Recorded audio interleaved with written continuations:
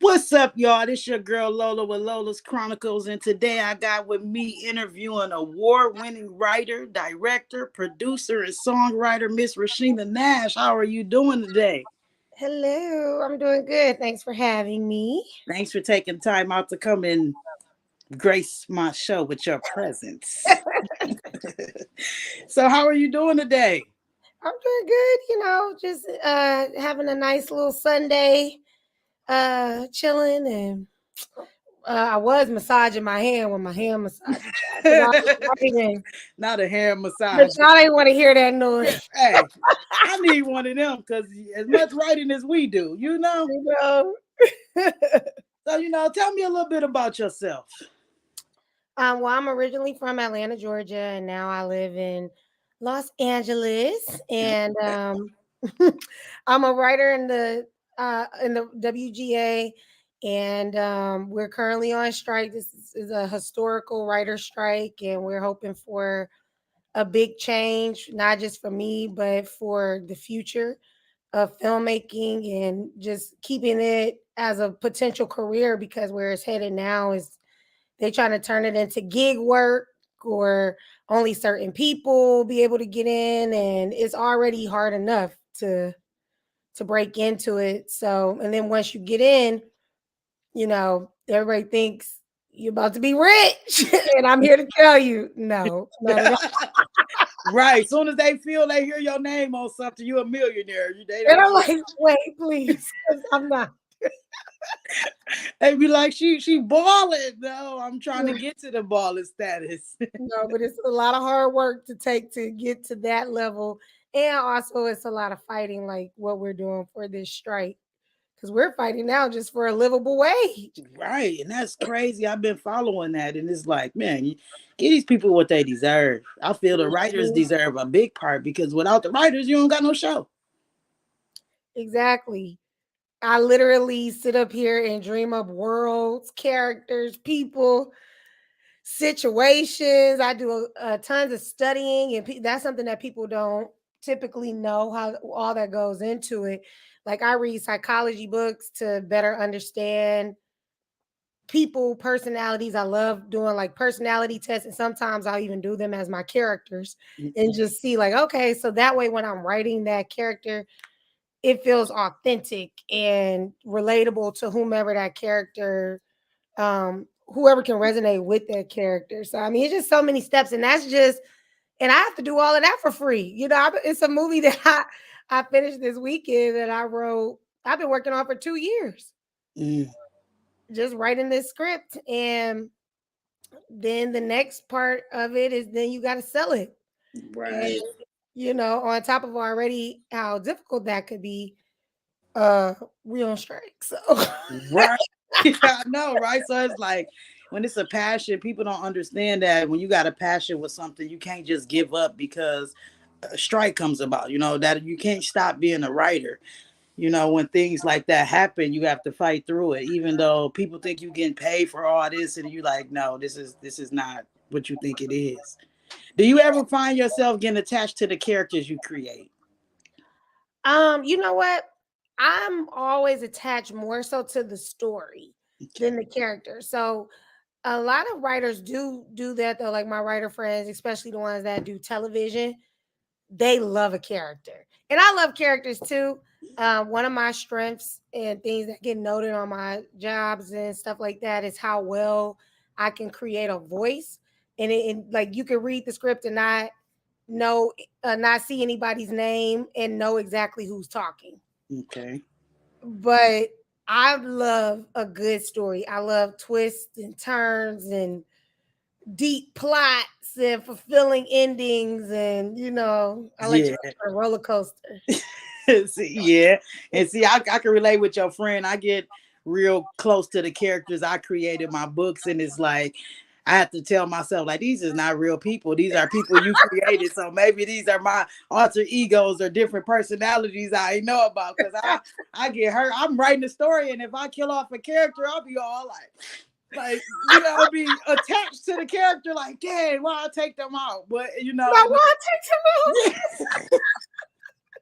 be real attached to my character. So, I love a story too, but it's like I think the characters bring out the personality of the story more. So I think it's more so different writers, different structures, different feelings.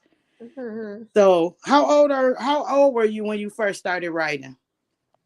I've been writing my whole life. I remember in high school, I would buy like a whole bunch of notebooks and I would just be filling them up writing stories. And then my friends on the bus would read them. And they're like, don't forget to give us the new stories now tomorrow. So I'm up after my homework writing stuff too. So you can take it to your friend. So they can read it because they would be mad if I showed up and didn't have it. Yes. And I was reading your bio, and it said you won the academic Olympics in filmmaking at the age of 15 for an animated short story. How did that feel? How did that come about?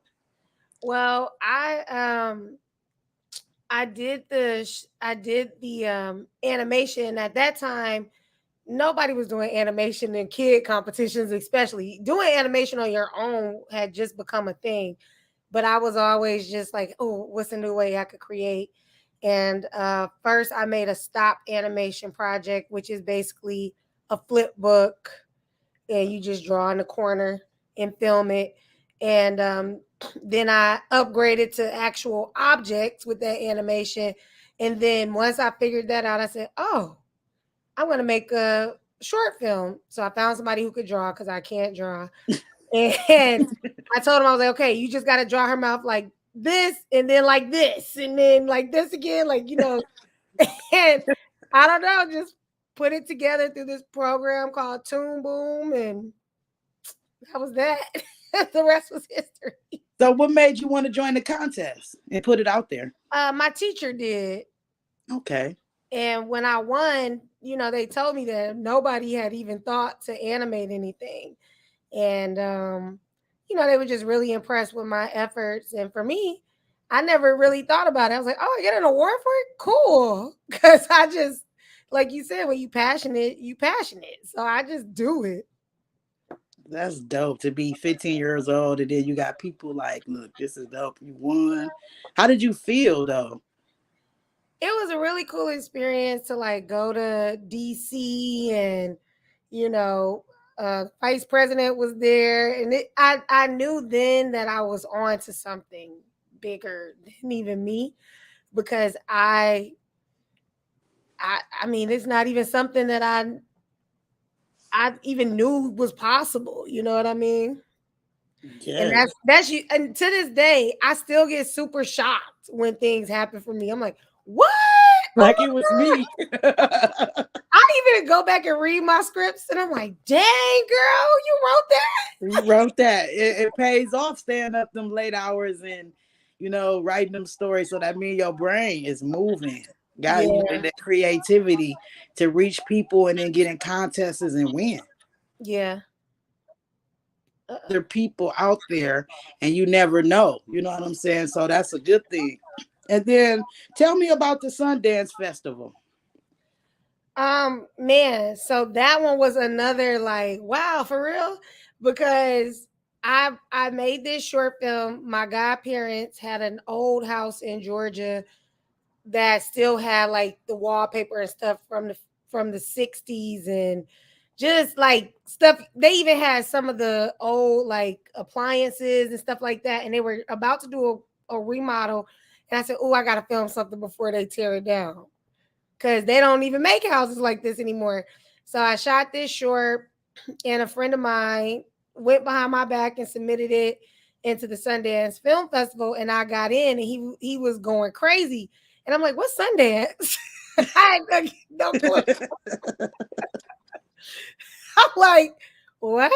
And so I didn't know until I got there, and at that time, I was the only black woman there. I was the youngest there, and you know, but it was also the year that they were about to open this.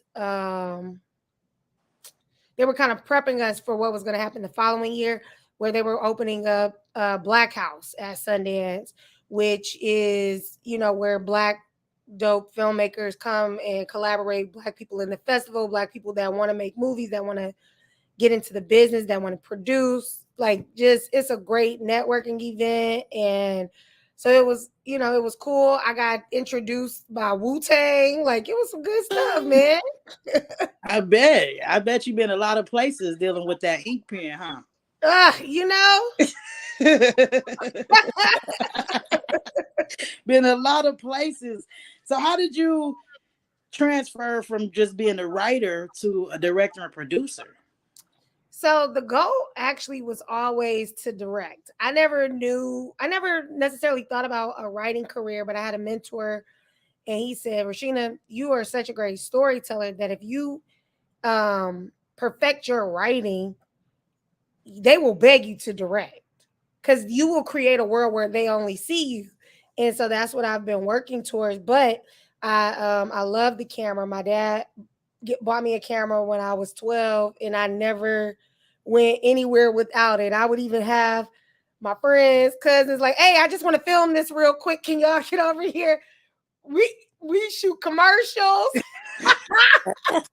for in between. Like, it's just always been a thing. So um working behind the scenes. So I started working in the industry um probably when I was about 19, and I would work, and how I got on was crazy. I ended up doing a music video. I got booked on it for one day, and I really wanted to come back, and the only job they had was producer's assistant. But they were like, I don't know, she young, you don't really know anything about this or whatever. And then I emailed the director, didn't know who he was, but I mean, I knew who he was, but he didn't know who I was, is what I mean. And we get these things on set called a call sheet, which is basically a schedule, and it'll have people's phone numbers and emails next to their call time. The time is supposed to be at work. So I stole his email off, and I emailed. I was like, "Hey, I really want to come back. They told me it got to be a producer's assistant, and somebody here said that they think they have to give it to me because they think I'm your daughter. Can we just roll with it?" And he said, "If it's gonna keep you working, let me show." Now can we just roll with it? Like, look, pops, I was like, right. Look, we connected. "Hey, Dad." So from there, I just went with it. Him being my fake father got me about 3 more jobs. Right. Hey, look, this is my dad. He said I could do it. Let me do it. And I worked on an independent film as a director's assistant, and it was just so inspirational to just see her, a Black woman, from the same around the way as me, and just seeing her doing her thing. And it was just so inspiring because my 7th grade teacher told me, like, "RaSheena could be a director." She took me to my first film festival. So I had been introduced to it, but to walk in and see somebody that looks like me doing it, it was just like, okay, now what do I do? And I asked someone, a director I worked for, my first director's assistant job, a woman named Tamara Davis, and she just was just what I loved about her, she was just herself. She was a mom. She's married to one of the Beastie Boys, which was cool as fuck. She, she was doing podcasts and vlogs before they even existed for real. Like, she just was always ahead of the time. She had this love and appreciation for art. She's directing hit TV shows and movies. And so I'm just like, "Tamara, how do I do it? Like, I want it all. Like, right. You seem to have it all." And her response was just shoot some shit. It's like, what? Just shoot it. Just do it. Just do it. And I didn't understand that before, but if you ask me now for some advice, that's what I would tell you. Just do it. Because then I did it. And now it's right. Look at you now. yeah. What's to say? Look at me now. You are the Black woman doing it. You know what I'm saying? It's crazy. Dedication. Shout out to them Leos because we be dedicated. You know, And we creative and we definitely be dedicated. that Well, we woman set our too. mind. That woman too. She was a Leo. See, I'm telling you, them Leos take over. They can't stand us, but we make the world go round. You know, We definitely make the world go shout out to round. my birthday twin, Obama. You know, oh yeah, definitely. You know, my birthday twin is Nipsey Hussle, so you know what I'm You saying. know, We winning. it's time. We destined for greatness. What are some of the media companies and filming projects you worked on? So I've written for Disney, Netflix, shoot, why am I blanking? Look, I always get nervous. Disney, Netflix, YouTube. Um, I've done things like in Hallmark, I just finished writing a Hallmark movie with Lil Rel that when the strike is over, we'll be hearing more about it. And that was a fun experience. I also wrote on Raven's Home, the spinoff to That's So Raven. I created and wrote on a show called Tab Time for preschoolers with Tabitha Brown. And I also wrote I've written with Nickelodeon. Their first musical movie is coming out for the holidays, their Christmas special, and I had the pleasure of writing that. And they opened up a lot of doors for me in songwriting. So typically when you think about songwriting, you thinking about, like your Nipsey Hussles, like you said, but if you those classic things from television that you remember, those songs, those, Disney songs that you hold on to forever, somebody writes those too. And I found another passion in that. It's so much fun. I have a episode on Coco Melon that's got 6 billion views, and it's from a song that I wrote. And yeah, because Coco Melon. Oh, I got tired of Coco Melon. These kids. Whew, man, that's all they knew for a minute. How Yeah. was it working on Raven's Home? Being Raven Simone being such a popular person that all of us grew up watching and wanting to meet. So to actually be able to work with her, how was that? Man, it was a dream come true. That was one of my favorite experiences. It was like a fairy tale ending, beginning slash new beginning to my new life. And just seeing Raven in her element is like she could turn it on and off. She is a star, you know, and being able to write and then have her say my words is just like, you know. Right, I bet. Man, I would have been starstruck. Like, what the hell?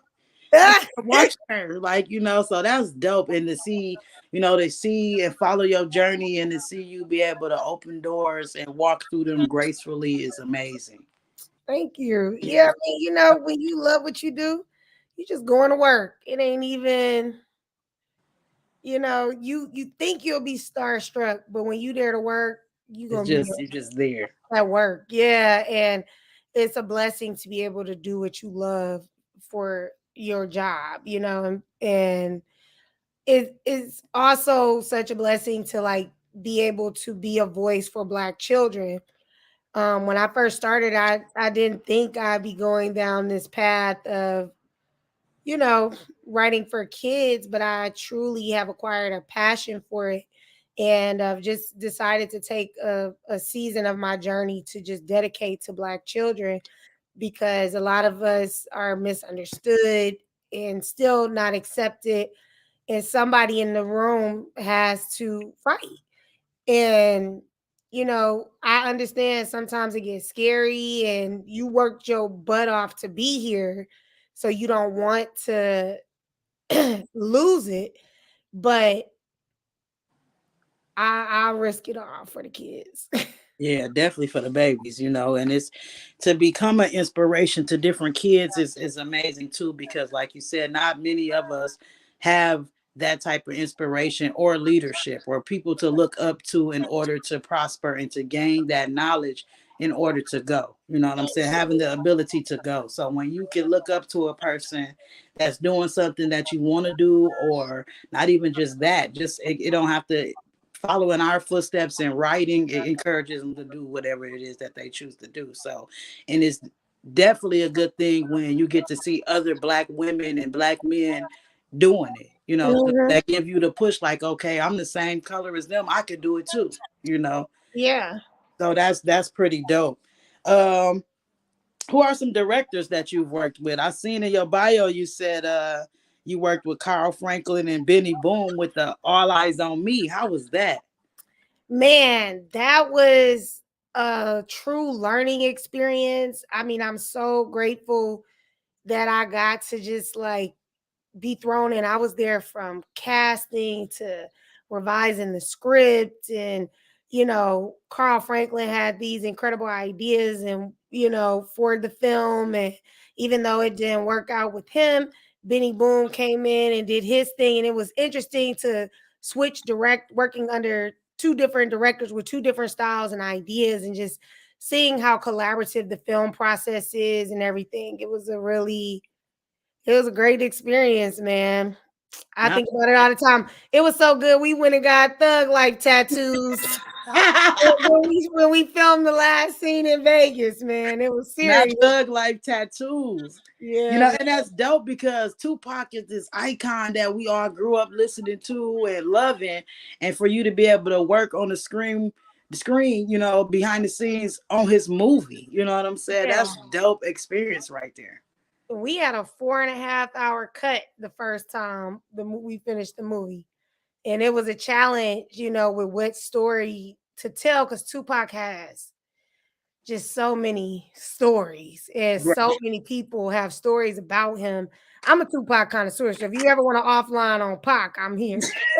I know who to call because Because got a friend I like know that. it. He be Pac this and Pac and probably like, oh, I listen, but I don't know. I don't know what Pac would do. I don't know. I do. Call me. That's dope, and then he was able to work on that, and really get some insight behind that. So that's pretty dope. Hmm. So is Tupac still alive or not? Nah, he gone, y'all. He I'm gone, sorry. y'all. Okay, that's all. Cause they keep saying he out there somewhere. So you got to ask the real Pac fans, like, is he out there or what? What y'all think? You know what I'm saying? Nah, I'm sorry, y'all. And I don't even feel like it was a deep conspiracy that None killed of that. him. It It just was happened. just, Live by the sword, die by the he sword pissed type off. situation. Yeah, he pissed off the wrong dude, and he caught him off guard. That's Yeah. all. Yeah, because you know how it go with the everybody got there. He's still alive. He in Yeah, Cuba, Miami, he everywhere. So they swear up and down they done seen him and everything. So I it's know. crazy how Well, the media be. listen, I had when we were casting for Tupac, I probably saw 10,000 Tupacs. No lie, from all over the world. Okay, and listen, it got what sold me on Demetrius Ship, who was the one who ended up playing Tupac, was one day the producer calls me in his office and he's like, "Hey, you ever seen this video of Pac?" Now, mind you, I'm a Tupac connoisseur. I done seen everything Tupac. You feel me? And thanks to the show, they like, that's why I told you, like, we're writing and stuff. You have to do all this research, everything. So I watched the video and I was like, "No, I ain't never seen this video of Pac." And he said, "That ain't Pac." I said, "Who not Pac? I know Pac, boo. That's him. That's him." He said, "No, it ain't." He's like, "He gonna be here tomorrow. Tell your boss." I guess they were going back and forth about who they wanted, which is another you in the ringer. So it Yeah. was dope to like see a movie like that go from beginning to end. Yes, it was a good movie too. I enjoyed watching it. I was like, man, and then just knowing that you were working on it, I was like, I really got to watch this. You know what I'm saying? So it was just like, yes, that was dope. Just even being like, ooh, that's my cousin, y'all. She doing it. So that's some dope experiences that you get to encounter. What are some celebrities that you got to work with? Oh man, I've gotten to work with Ava DuVernay. I've gotten to work with um who this is a new question. Hold on. Donald Glover, Brian Tyree Henry, Lakeith Stanfield. Um and it's so interesting because like a lot of these people, we all kind of started growing together, and just seeing them flourish in their careers too is just dope. This executive at Disney told me one time, she said, watch all your people, and as you grow, you'll watch them grow. And you'll go from the bottom to the top together. And it's just such a rewarding feeling. And it is. It's really dope. Woody McClain, Laurel Howery. Yeah, man, a lot of people. A lot of Mike people. Epps, Shaq, Dave Chappelle, Kevin Hart. Yeah, like it's because when you work as in freelance in film and television, you work, you go show to show. So the longest I ever been on a show is 9 months. Okay. So my jobs change regularly, and I also worked. I've been on tour before doing live shows, so doing Shaq's All Star Comedy Jam, and then Kevin Hart's Laugh at My Pain and stuff like that. You also that opens up another world. I worked in reality, so I worked with a lot of reality show stars. I did T.I. and Tiny Family Hustle, so you know, and it's crazy because like just thinking about all that stuff, I worked every position from the bottom to the top: costumes, production management, assistant, and but I was always writing. And my goal was, okay, I'm gonna work super hard for 5 years, and then after that, after I build my name up, behind the scenes in that way, then I could work on and off again with trying to pursue the writing career. So, and the people in the industry, because I've worked long enough to become like a production manager where I could hire people, they look out for me and I look out for them. So Right. it works Yeah. out. Yeah. That's dope. Working with all them people. Man, I know Mike Epps them had you cracking up the whole time. He is one of the funniest people I've ever met in my life. Like he come in the room, he's like, "Hey," and you just bust out laughing because he's just Goofy. funny. I don't Yeah. know. I love Mike Epps. I love Mike Epps so much. When you were asked to come on board for the Bobby Brown movie, how was that? Oh man, the Bobby Brown story was one of the best experiences of my life too. Um, I got asked to be the script coordinator and do some punching up if needed, and I did that. And working under Abdul, who was the writer of that, he also wrote the New Edition story.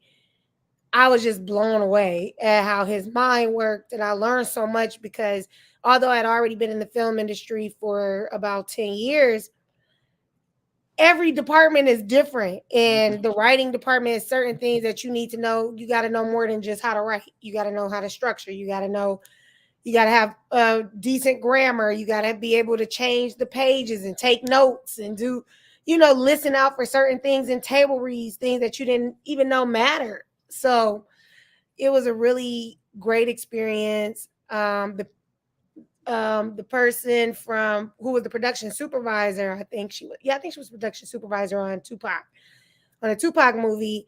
Her name's Letitia Fortune. She was doing the Bobby Brown story, and she's like, "RaSheena, you got to do this."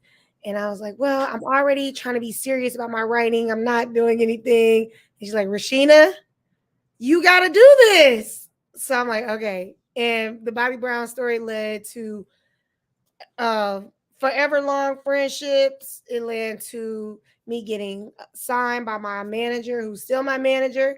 It's led to, business relationships with some of the people I worked with. And, I feel like I found my squad. So That's that what's was up. dope. Yeah.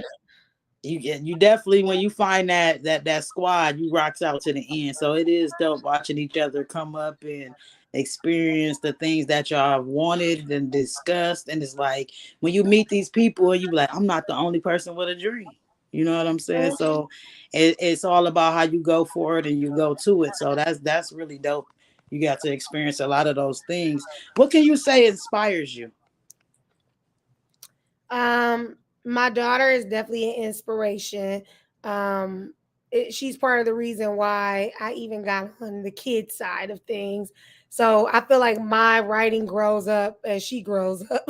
So now we in the YA space. Right. She's 14 now, so that's I see like a lot of my content is going into that direction. I'm also inspired by my parents who always believed in me, and that belief in me still keeps me going, and just and I inspire myself. I blow myself away sometimes. Like, you girl, you doing this? Right. You can't stop now. You in there? That's what's up. You definitely got to be your biggest cheerleader in the most Yeah, part. for sure. I read a lot. I'm deep in my faith, and all those things help me make me well rounded. Sometimes I'll watch a movie and then I'll be like, I got this. Or one of the things I like to do is call my friends and read my scripts. And then I might get to one part and say, oh girl, I'm so sorry, I gotta go because now they talking to me and I gotta finish. You gotta finish it. Yes, I could definitely relate to that because writing these books, I be reading to people on the phone or read when I reread my books as if I don't know, like I read it as if I didn't write it. And I be like, damn, girl, you wrote it. Like this is something you wrote. Like this came from up here, and you be like, man, yeah. So I understand when you be like, damn, I did. Yeah. Yeah, like where is your mind be at? You But know? it's fun though. I love it. Like I tell you So all the time, fun. like I don't know how you write scripts, just like you say, I don't know how you can write a book. I'm like, man, look, girl, it just comes. It just comes. Like you say, they get to I want talking to and get in, I want to get into, to writing novels too. Um, and I also want to get into writing plays. see, I want to get into that script writing. I, Okay. I I think I got some ideas for a good movie to put out there, some short stories and stuff. So I'm trying to learn how to get connected with that. I'm like, I want to take it a lot of some more big places and do some things with that. So I'm just like, I'm learning. I'm learning You slowly can but take your surely. But books and see how you can adapt them into the screenplay structure. Just once you learn that format, just take what you have and put it into that. yeah, because I feel like it's hard to write a script. And people tell me it's hard to write a book, and I'm like, no, it's easy. I can just, it be they're like, how did you do it? Oh, I just started writing. I mean, I don't know. I tell people all the Is time, it harder for you the first page? I mean, the beginning or the end? Is it which is harder for you? I want to say the end sometimes is harder because the beginning is easy. Once I think about what I want to write, it's just like, okay, this is what I want. The middle, it automatically goes. Sometimes I write the middle first and come back. So it all depends on how I'm What? feeling that day. Yes, I can write the middle of the story, the whole what's gonna happen, and then I go back and create a storyline around what's gonna happen. But it's always the end for me because I So guess you they don't say go in knowing how it ends? yeah, like because people be like, "Well, are you gonna have a part two?" And I'd be like, "Well, I ended it for to me, I ended it for just to be that." But then they're like, "No, we're waiting to see what's gonna happen next." So it's like, okay, how am I gonna end this book to where it's done, or do I want to keep going? So I always end up making it to where the book can keep going, and I'll be done with it, and on to the next project. And they be like, "Well, we waiting on part two," and I'm like, "It's not coming. There's no Gotta part get the two. people what they want. It's You not coming. playing? A part two. I never thought of a part two. I wrote this for you guys. Y'all done? Okay, I'll go on to the next story. And this is what it is. But I feel like the end is always the hardest because I don't know if I want to keep a character, get rid of a character, and then I always end up getting rid of the character everybody like. So then they be mad at me, like, why did you should have killed off this character? I'm like, no, it wouldn't have went right if I'm gonna kill the main character before the end of the book. I'm just trying to figure this out. So See, we yeah. writing two different things. I'm over here. The script I'm working on now, man, it's full of magic and fighting, like, but adventure action fighting with Everybody is 9 to 16. And see, I'm over here writing about little Ray Ray them on the corner over here. And they homeboy that got shot up trying to rob the liquor store. And you know what I'm saying? So it's like, or I'm writing about somebody husband cheating and the mistress crazy and something to do with something else. So yeah, I'm trying to get off into different genres, but I'm, it's just I'm like, expanding my genres too. so I'm really trying to get off into doing like a urban fantasy or something like that. Werewolves in the Hood or something. Let's get something like Oh, that going. okay. I like So, that. you know, um, so I'm trying to get off into that because I love vampires and werewolves. So it's like, let's Yeah, see what that's I can do this with that. this movie I'm writing now is called Bayou Boo, and man, it's so. I'm gonna have to send it to you. Yeah. It might spark something for you because I took a lot of history from Louisiana and then made it fantastical, Mm, and it's fun. sounds interesting. I That's wrote 6 original songs, man. It's a zoovie. so you be bringing out the baby blue in you, huh? Oh god, we ain't going there. Man, Yeah, that's I crazy. actually got an animation I wrote called Yeah. Phenomenon, and I'm playing the main character Fetty, and it's about a girl that's a rapper who um think like she on Megan Thee Stallion, Nicki Minaj level, and she just want to be normal now. So every episode is her trying to be normal, but It's not happening. nah, because if you got it, you just got it. Just got it right. You can't run from Own it. it. You can't shake it. I could go and bag groceries right now, and somebody will be like, "You look like you can write." Right, yeah. So, Right? man, people running to me like, hey, I know you. This one guy told me, Yeah. he was like, because my first book, I had my picture on the back, and he was like, yeah, I read your book in jail. I was like, oh, okay. Thank you. Thank you. Did it help you out? Like, Right. like, Was it a and good it'd be education? funny because you try to be incognito, but it's always that one person that recognize who you are or hear your name or something. So it's pretty dope. And it's dope to see that, with us being cousins and growing up, and we got so much in common that we do and that we done talked about doing, and we actually doing it. Yeah. You know what I'm saying? So we come from the same family, two different backgrounds, but we love to write. You know what Yep. I'm saying? So it's so dope You how we always got. been creative. You was definitely down in my commercials. Yeah, I was down.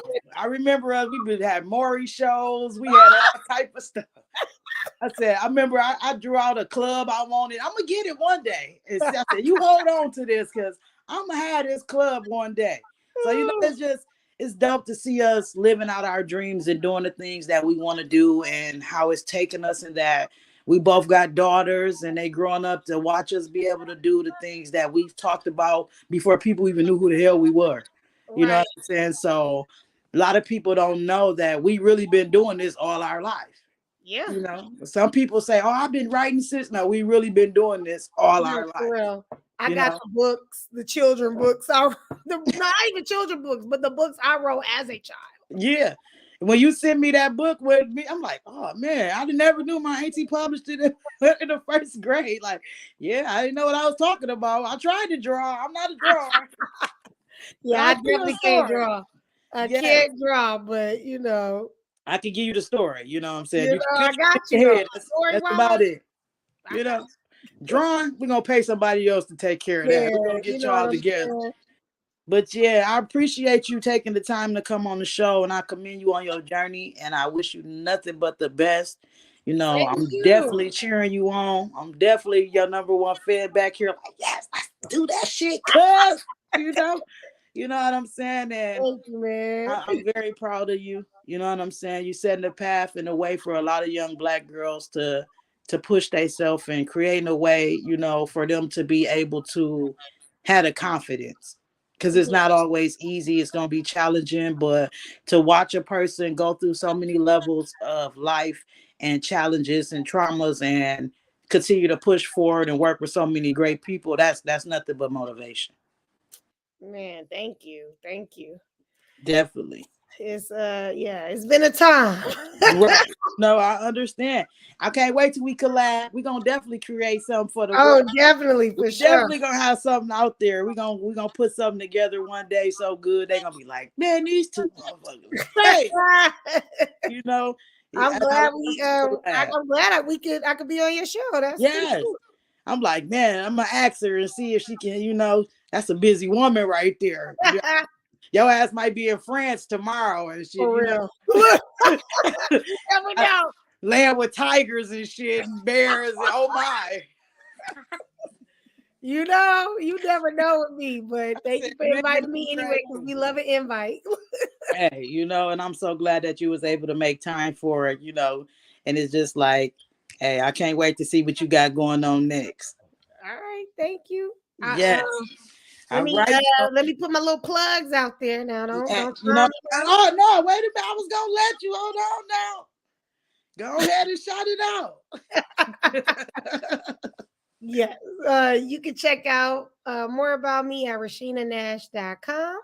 Check me out on socials at Rashina J Nash, pretty much everywhere. Yeah, man. And I have a podcast coming out soon called Ear Movies, where we're going old school radio style, as far as sound design and making you feel like you're listening to a movie. And you really will be because they're they're inspired by table reads. So it's also an opportunity for writers to get their screenplays read and by real actors and like I said, sound design, score, all of it. We just shot our first one with the script I wrote called Candlestick. So that'll be coming out soon. Oh, I can't wait. Yeah, I'm definitely want to be a guest. You see me straight I see you straight up your tie. Get your collar together. I definitely Well, want get to the script make it down, pop. man, and get ready. Yeah, I definitely can't wait to see that and be a part of that, man. I know our granny looking at us like I knew they was gonna be something. Okay. I know they was gonna be something. Them two Leos right there. Okay. Gotta shout out them Leos. They get mad when I do that. Them Leos, you know what I'm saying? Gang. Gang. They don't understand. Most of the most creative people in the world is a Leo, man. The August ones though, not the July ones. Look, no comment on the July ones. God bless. See, I'm gonna have to say I always said not the July ones. I'm just y'all ain't really Leos. No, I'm just playing. No, I'm just playing. Or am I? But yes, thank you again for coming on the show. For y'all that's tuned in and watching, that's gonna tune in later. Make sure y'all check her out, follow her, keep tabs on her because she is fit to blow the world up. And y'all don't want to miss this train. Thanks, cuz. I love you, girl. You keep doing your thing. Love you too. And we out.